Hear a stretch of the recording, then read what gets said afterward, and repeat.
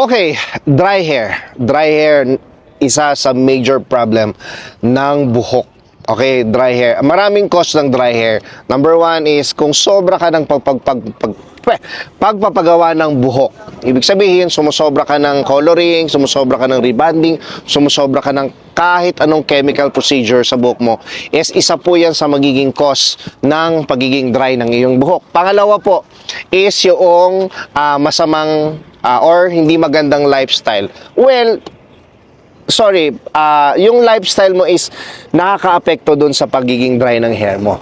Pangalawa po yan sa main cause ng dry hair. Okay, para maiwasan yan at para mabigyan solusyon or kasagutan yung mga ganyan, anong gagawin mo? Gumamit ka nitong Fora na hair mask. Okay, design po siya para i-treat yung buhok. Design siya para ibalik yung moisture, vitamins, nutrients na mawawala sa buhok mo dahil sa mga lifestyle, dahil sa pagko-color or pagpapagawa mo ng iyong buhok. So basically, ang ginagawa niya is bigyang solusyon yung dry hair mo. Okay?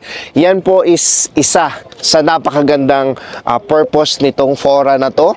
Dahil tested na po yan, napakadami na nating kliyente sa salon na nagpapagawa at nabibigyan na natin ng solusyon yung kanilang mga problema. Yan naman po ang goal ni Fora, bigyang solusyon yung problema, bigyang solusyon yung mga hair problem na nakakaharap ng ating mga kliyente.